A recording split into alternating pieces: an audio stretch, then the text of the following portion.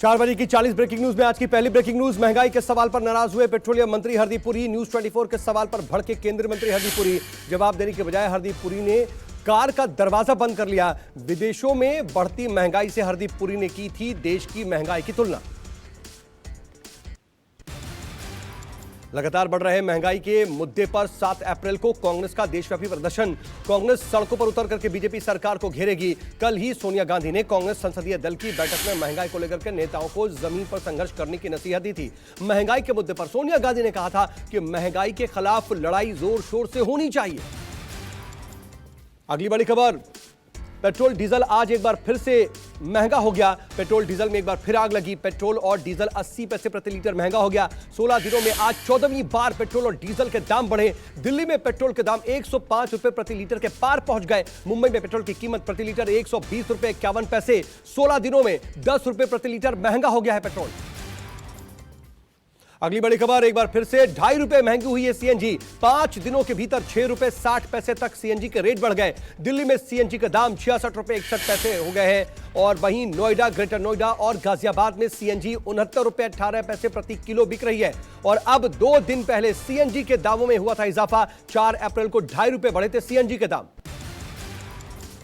अगली बड़ी खबर, सीएनजी के दामों पर आज एक बार फिर से महंगाई की मार पड़ी। कांग्रेस नेता रणदीप सुरजेवाला ने ट्वीट करके कहा, मोदी सरकार में हर दिन जनता का सफर मुश्किल होता जा रहा है।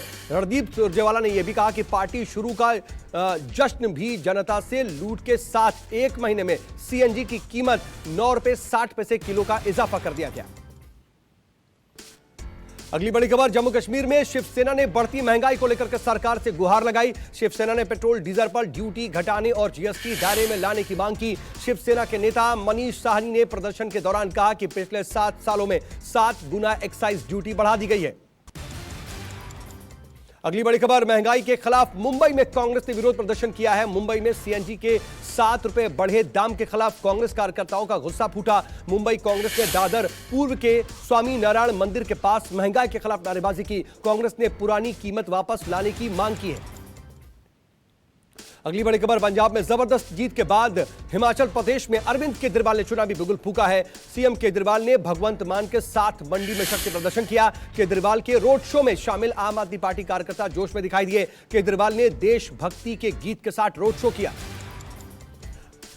नवी बड़ी ब्रेकिंग न्यूज, मंडी में रोड शो के दौरान केजरीवाल ने हुंकार भरी कहा, पंजाब और दिल्ली के बाद हिमाचल को भ्रष्टाचार मुक्त करवाएंगे। केजरीवाल ने कहा कि 30 साल कांग्रेस के 17 साल बीजेपी को दिए, मैं हिमाचल के लोगों से 5 साल मांग रहा हूं। केजरीवाल बोले, दिल्ली और पंजाब में लोगों ने प्यार दिया, अब हिमाचल की बारी है। हम आपकी तरह आम लोग हैं, हमें देशभक्ति आती है, राजनीति में। आज की 10वीं ब्रेकिंग न्यूज, बीजेपी के 42वें स्थापना दिवस के मौके पर बीजेपी कार्यकर्ताओं के पीएम मोदी ने संबोधित किया। कहा, आज देश के पास नीति भी है और नीयत भी है। कार्यकर्ताओं से पीएम मोदी ने कहा कि आज देश के सामने एक ऐसा भारत है जो बिना किसी डर या दबाव के अपने हितों के लिए अडिग रहता है। अगली बड़ी खबर, पीएम मोदी ने विपक्ष पर तंज कसते हुए वार किया। कहा, देश में अभी 2 तरह की राजनीति चल रही है, एक है परिवार भक्ति की, दूसरी है देशभक्ति की। परिवारवादी पार्टी ने देश के साथ विश्वासघात किया। लोगों को समझ आ गया है कि परिवारवादी सरकारें लोकतंत्र की दुश्मन हैं और संविधान को कुछ नहीं समझती हैं। अगली बड़ी खबर, एनसीपी अध्यक्ष शरद पवार ने संसद में प्रधानमंत्री नरेंद्र मोदी से मुलाकात की। खबर के मुताबिक पीएम मोदी और शरद पवार के बीच यह मुलाकात करीब 20 से 25 मिनट तक चली है। सूत्रों के मुताबिक बातचीत के दौरान दोनों नेताओं के बीच महाराष्ट्र के मुद्दों पर चर्चा हुई है। अगली बड़ी खबर, अपने खिलाफ हुई ईडी की कार्रवाई पर भड़के शिवसेना नेता संजय राउत ने कहा कि दिल्ली से लोग आते हैं, लोगों के घरों में घुस जाते हैं, ना नोटिस, ना वारंट, ना कोई समन। ठीक है, देख लेंगे, वक्त बदल जाएगा और हमारा भी वक्त आएगा। राउत ने कहा कि केंद्रीय जांच एजेंसियों का दुरुपयोग हो रहा है, लोकतंत्र और हमारी आजादी खतरे में है। अगली बड़ी खबर, संजय राउत के आरोपों पर देवेंद्र फडणवीस ने पलटवार किया है। उन्होंने कहा कि ऐसी कार्रवाई होने के बाद संजय राउत ऐसे आरोप लगाते रहते हैं, लेकिन जब ईडी तथ्यों और सबूतों के आधार पर यह कार्रवाई करती है तो ईडी को कोसा जाता है। कल चौल भूमि घोटाले में राउत की प्रॉपर्टी को ईडी ने कुर्क कर दिया था। आज की 15वीं breaking news, doctor Bhimrao Ambedkar के जन्म दिवस के पर देश में सार्वजनिक अवकाश रहेगा। केंद्र सरकार ने जारी किया है नोटिफिकेशन। सरकार के नोटिफिकेशन के मुताबिक 14 अप्रैल को अब देश भर में सार्वजनिक अवकाश रहेगा। कार्मिक लोक शिकायत तथा पेंशन मंत्रालय ने यह अधिसूचना जारी की है।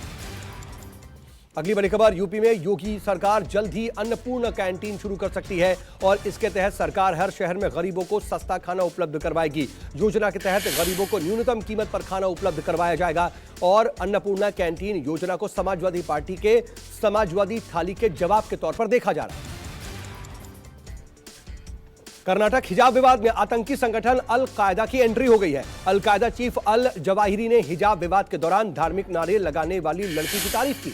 लड़की मुस्कान खान की तारीफ में कविता पढ़ते दिखा अल जवाहिरी। अल कायदा ने भारत की महान महिला नाम के टाइटल से वीडियो शेयर किया है। आतंकी सरगना का यह वीडियो भारतीय मुसलमानों को भड़काने वाला माना जा रहा है। 18वीं ब्रेकिंग न्यूज, जम्मू कश्मीर के अवंतीपोरा के त्राल में लश्कर और गजवतुल हिंद के 2 बड़े आतंकी ढेर कर दिए गए और जम्मू कश्मीर पुलिस का यह दावा है कि कई आतंकी घटनाओं में शामिल थे मारे गए आतंकी। आईजीपी कश्मीर विजय कुमार के मुताबिक दोनों आतंकवादी श्रीनगर में हाल ही में हुई कई आतंकी घटनाओं में शामिल थे। आतंकी सरपंच समीर अहमद की हत्या में भी शामिल थे। 19वीं ब्रेकिंग न्यूज, जम्मू कश्मीर के डीजीपी दिलबाग सिंह की उन्होंने आतंकियों को 2 टूक कहा है कि आतंकियों को चेतावनी देते हुए उन्होंने कहा कि नागरिकों और सुरक्षा बलों पर हमले बर्दाश्त नहीं किए जाएंगे और दोषियों के खिलाफ सख्त कार्रवाई की जाएगी। पाकिस्तान का नाम लिए बगैर दिलबाग सिंह ने यह कहा कि पड़ोसी देश के कुछ लोग घाटी में अमन चैन को पचा नहीं पा रहे। अगली बड़ी खबर, गोरखपुर के गोरखनाथ मंदिर पर हमले की जांच और तेज हो गई है। मुर्तजा की निशानदेही और बयान के बाद कई जगहों पर एटीएस पहुंची है। आतंकी कनेक्शन की आशंका के चलते मामले की जांच के लिए एटीएस आरोपी मुर्तजा को गोरखपुर से लखनऊ लाई है और आरोपी के घर पर छापेमारी के दौरान पुलिस को कुछ दस्तावेज और इलेक्ट्रॉनिक सबूत भी मिले हैं। आज की अगली बड़ी खबर, आरोपी मुर्तजा को लेकर के बड़ा खुलासा हुआ है। सूत्रों के मुताबिक घर की छत पर बंदूक चलाने की प्रैक्टिस करता था मुर्तजा। एटीएस ने मुर्तजा के घर से एयर गन बरामद की है। एयर गन और बंदूक चलाने की प्रैक्टिस को लेकर के मुर्तजा से सवाल जवाब किए गए। अगली बड़ी खबर, अमेरिकी इमाम अल अलाकी को प्रेरक मानता था आरोपी मुर्तजा। एटीएस सूत्रों का बड़ा खुलासा, बताया जा रहा है कि इस्लामिक अवेकिंग फोरम पर मुर्तजा कट्टर इस्लाम की बातें सुनता था और उनसे सवाल भी पूछता था। सीरिया, अरब क्रांति और आईएस से संबंधित वीडियो देखा करता था। पढ़ाई के दौरान ही मुर्तजा ने नेपाली खातों के माध्यम से सीरिया पैसा भी भेजा था। अगली बड़ी खबर, एस जयशंकर ने की बूचा नरसंहार की निंदा। संसद में विदेश मंत्री एस जयशंकर ने कहा कि मासूमों की जान की कीमत पर कोई समाधान नहीं निकाला जा सकता है। विवाद का हल बातचीत और कूटनीति से ही होना चाहिए। बूचा नरसंहार से बहुत व्यथित हैं हम और हम हुई हत्याओं की कड़ी निंदा करते हैं। ये एक अत्यंत गंभीर मामला है। सामूहिक हत्या की स्वतंत्र जांच होनी चाहिए। अगली बड़ी खबर, बूचा नरसंहार के आरोपों पर रूसी विदेश मंत्री ने कहा कि शांति वार्ता को बाधित करने की कोशिश की जा रही है। रूसी विदेश मंत्री लावरोव बोले, तस्वीरें फर्जी हैं और यूक्रेन अमेरिका ने मीडिया और सोशल मीडिया में फैलाई है। बूचा नरसंहार में घिरे रूस का दावा कि बूचा में शवों को प्लॉट किया गया और 30 मार्च को रूस ने बूचा को खाली कर दिया था।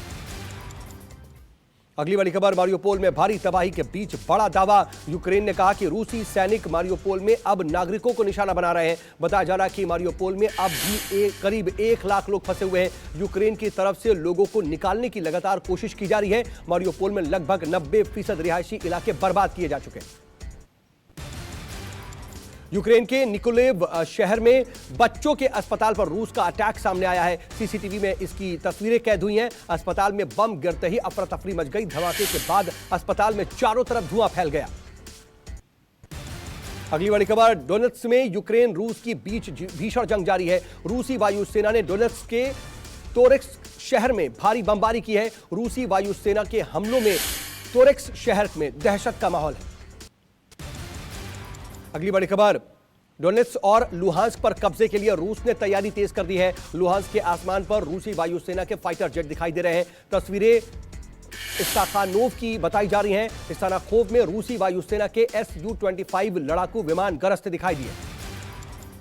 अगली बड़ी खबर, यूरोपियन यूनियन ने रूस पर प्रतिबंध लगा दिए हैं। नए प्रतिबंध का फैसला बूचा में आई नरसंहार की तस्वीरों के बाद किया गया। यूरोपियन यूनियन ने रूस से कोयला आयात पर बैन लगा दिया। 4 अहम रूसी बैंकों से लेन देन पर भी पूर्ण प्रतिबंध लगा दिया गया। पाकिस्तान से जुड़ी एक बड़ी ब्रेकिंग आई है। राष्ट्रपति आरिफ अलवी ने चुनाव आयोग को लिखी है चिट्ठी। 90 दिन के अंदर चुनाव कराए जाए, पाक राष्ट्रपति ने यह कहा है। पाकिस्तानी सुप्रीम कोर्ट में प्रधानमंत्री इमरान खान के खिलाफ अविश्वास प्रस्ताव खारिज होने और राष्ट्रपति की ओर से संसद भंग किए जाने के मामले पर सुनवाई जारी है। पाकिस्तान की सुप्रीम कोर्ट ने डिप्टी स्पीकर के फैसले पर सवाल उठाते हुए फटकारा है। कहा, डिप्टी स्पीकर ने अविश्वास प्रस्ताव को खारिज किया और इस फैसले का आधार क्यों नहीं बताया। अगली बड़ी खबर, सुप्रीम कोर्ट में सुनवाई के बीच मरियम नवाज शरीफ ने इमरान खान पर करारा वार किया है। मरियम ने कहा, आश्चर्य नहीं कि इमरान खान ने गिरफ्तारी से बचने के लिए देश, संविधान, कानून, नियमों और प्रक्रियाओं का शानदार प्रदर्शन किया। अगर कोई और राजनीतिक नेता ऐसा करता तो अब तक उसे फांसी पर लटका दिया जाता। सुप्रीम कोर्ट में सुनवाई से पहले इमरान खान ने विपक्षी नेताओं पर हमला किया। कहा, विपक्ष मीर जाफर और मीर सादिक है। मीर जाफर और मीर सादिकों के जरिए विदेशी ताकतें पाकिस्तान की संप्रभुता और लोकतंत्र पर हमला कर रही हैं। अगली बड़ी खबर, श्रीलंका में आपातकाल हटा दिया गया है, लेकिन अभी भी जमीनी स्थिति काफी ज्यादा खराब है। सेना ने प्रदर्शन के दौरान हो रही हिंसा और आगजनी पर चेतावनी जारी की है। श्रीलंका में आर्थिक संकट को लेकर के देशव्यापी विरोध प्रदर्शन लगातार जारी है। अगली बड़ी खबर, काबुल की मस्जिद के अंदर ग्रेनेड ब्लास्ट हुआ है। ग्रेनेड हमले में 6 लोग घायल हुए हैं। पुलिस ने एक संदिग्ध को गिरफ्तार किया है। काबुल में ग्रेनेड हमले के बाद अफरा तफरी और चीख पुकार मच गई। अलीगढ़ मुस्लिम विश्वविद्यालय के प्रोफेसर पर धार्मिक भावनाएं आहत करने का आरोप लगा है। एएमयू प्रशासन ने कारण बताओ नोटिस जारी किया है। प्रोफेसर ने माफी मांग ली है। प्रोफेसर पर लगे आरोपों के खिलाफ जांच के लिए 2 सदस्यीय टीम भी गठित की गई है। एएमयू प्रशासन ने कहा, प्रोफेसर ने छात्रों, कर्मचारियों और आम लोगों की धार्मिक भावनाओं को ठेस पहुंचाया। अगली बड़ी खबर, उत्तर प्रदेश के बरेली में हाईवे किनारे बम मिलने से हड़कंप मच गया है। जिंदा हैंड ग्रेनेड बदायूं रोड के पास सड़क किनारे पाया गया। मौके पर स्थानीय पुलिस मामले की जांच में जुट गई है। बम मिलने के बाद मौके पर एसएसपी भी पहुंच चुके हैं। अगली बड़ी खबर, यूपी बोर्ड अंग्रेजी पेपर लीक मामले में पुलिस ने 2 महिला मास्टरमाइंड को गिरफ्तार किया है। पुलिस ने बलिया के स्कूल के प्रिंसिपल रीना सिंह और प्रबंधक कुसुम सिंह को गिरफ्तार कर लिया है। पुलिस का यह दावा है कि प्रश्न पत्र को ब्लेड से काट करके प्रश्न पत्र लीक किया गया। अगली बड़ी खबर, 100 करोड़ वसूली मामले में सीबीआई ने पूर्व गृह मंत्री अनिल देशमुख को कस्टडी में लिया है। अनिल देशमुख को आर्थर रोड जेल से कस्टडी में लिया गया। भ्रष्टाचार के आरोपों की जांच के सिलसिले में सीबीआई ने बॉम्बे हाई कोर्ट ने कस्टडी की मांग की थी।